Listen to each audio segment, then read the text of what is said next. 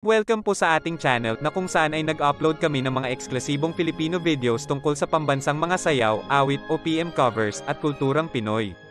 Naway magustuhan nyo ang mga tinatalakay namin sa aming channel. Maraming salamat!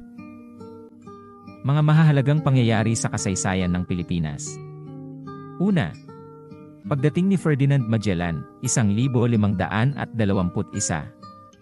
Noong taong 1521, si Ferdinand Magellan, isang Portuges na naglayag para sa Espanya, ay dumating sa Pilipinas. Isa siya sa mga unang Europeo na nakarating sa mga isla. Ang ekspedisyon ni Magellan ay bahagi ng kanyang paglalakbay upang makahanap ng kanlurang ruta patungong Spice Islands, ngayon ay Indonesia.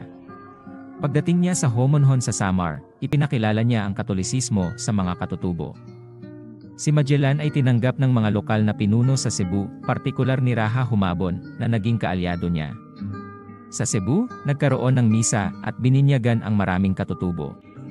Si Humabon at ang kanyang asawa ay bininyagan at tinanggap ang Katolisismo.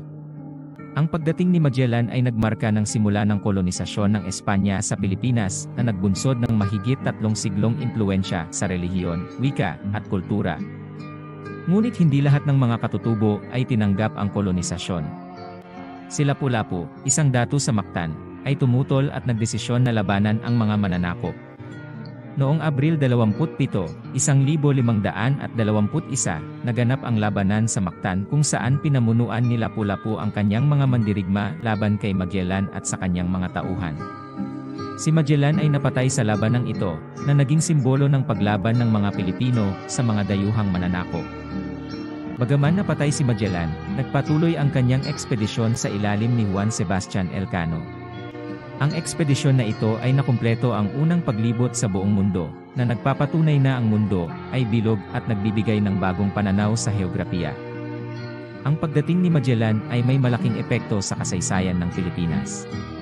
Naging daan ito sa mga sumunod na ekspedisyon ng Espanya na naglayon na kolonisahin ang Pilipinas. Ang Katolisismo ay mabilis na kumalat sa iba't ibang bahagi ng bansa, at naging pangunahing relihiyon ng mga Pilipino. Sa pagdaan ng panahon, ang Pilipinas ay naging mahalagang bahagi ng kalakalan ng mga Kastila, partikular sa galleon trade, na nag-uugnay sa Maynila at Acapulco sa Mexico. Ang impluwensya ng Espanya sa kultura, wika, at relihiyon ng Pilipinas ay malalim at tumatagal hanggang sa kasalukuyan. Ang kwento ni Magellan at ng kanyang ekspedisyon ay isang mahalagang bahagi ng kasaysayan ng Pilipinas. Ito ay nagpapakita ng unang pakikipagtagpo ng mga Pilipino sa mga Europeo, at ang simula ng isang mahabang panahon ng kolonisasyon na nagbago sa takbo ng kasaysayan ng bansa. Ang pagdating ni Magellan ay isa ring paalala ng tapang at determinasyon ng mga Pilipino sa harap ng pananakop.